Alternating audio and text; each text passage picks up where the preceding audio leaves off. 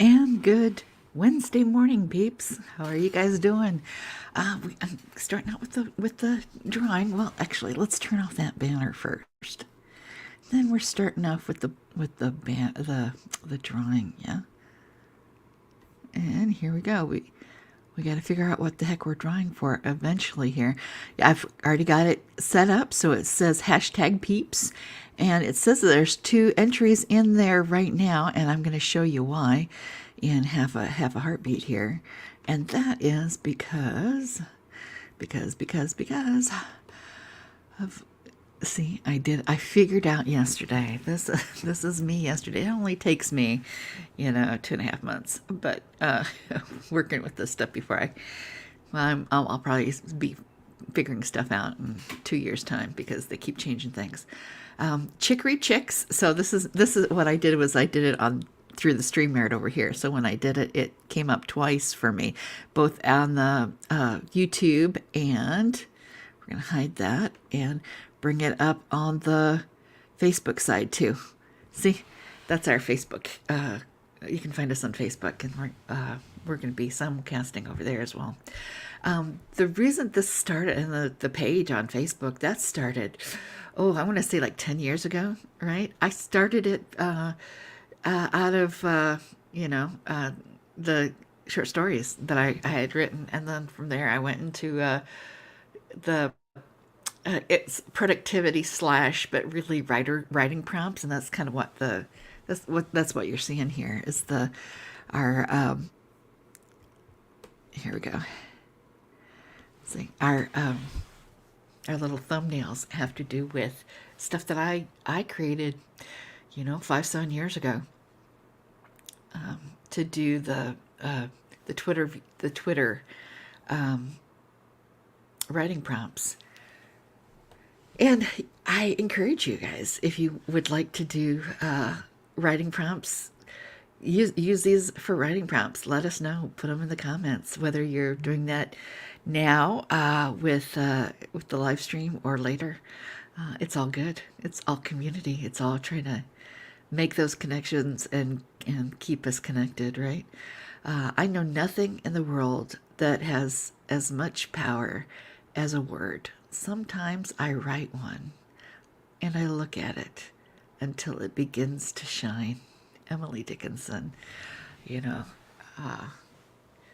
Emily Dickinson, quite a favorite of mine. And I don't care, it's like she and Uncle Walt Whitman are, they never go out of style, right? There's such a truth to them.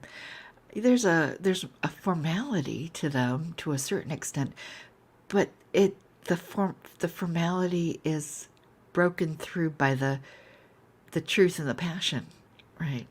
And Emily Dickinson wrote some pretty passionate poetry. So I highly recommend you give her another glance. You might be surprised at what you find there in the Belle of Amherst. I know nothing in the world that has as much power as a word. And boy, I think we all can remember how words have affected us, the power of the word. Sometimes I write one and I look at it until it begins to shine. And if that isn't a writing prompt, I don't know what is. And how are you guys doing? Do you have words that you write that shine? And I don't know about you, but as I'm going through old things, I come across writing. If it's handwritten, I recognize it's mine because I've got a distinctive hand, a super distinctive hand. It's definitely mine.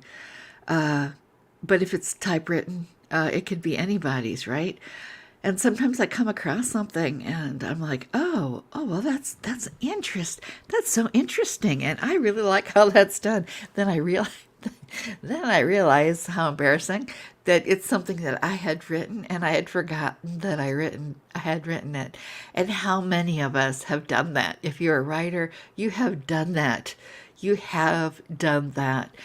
And The reason why that gives me such joy and pleasure is not because I think I'm the best writer in the whole wide world. It's because I think when you are a writer, you have there's a lot, you're putting yourself out there, and there is something slightly pretentious about calling yourself a writer, or especially calling yourself an author. We have been told that only certain folks get to claim those mantles. Only certain folks can be real artists, and only certain folks can be real philosophers. And I like the small d democracy. I think we all are missing out if we self censor our creative abilities, and that we all have something to contribute. And when that happens to me, when I come across something and I think, oh, wow, that's powerful, that resonates, and then I realize that I wrote it, what that means to me is I wrote it in a time where I probably had self doubt. Right? I probably didn't know if anybody was going to read it or if it was going to resonate to anybody. And if all it ever did was resonate with me, a later me, a me down the line, an older me, then it was worth it, right? And if I found worth in it without knowing who wrote it, that's even better. That's even better to me. That's more of a win even than that, right? And I apologize. It's a cloudy, gloomy day today. It was yesterday too, but yesterday was gale force winds and really rambunctious weather, and I could not get my words wouldn't word yesterday at all. I did three whole live streams, and my tongue and my lips just weren't in sync with each other. I'm like, well, what is that about? And then I realized after this last one, because this is the last one normally for my day. This is my coffee break, and I've already done a whole huge morning of work, and whatever else happens after this is just, you know, it's just gravy, as they say. But I realized after the adrenaline and the push to get everything going, and why things aren't working and whatever, I was running a fever yesterday. It happens to me. It happens to me quite a bit since I had that accident. It's been 10 years since I had the accident, and my health has improved amazingly. For 3 years, I was mostly in bed.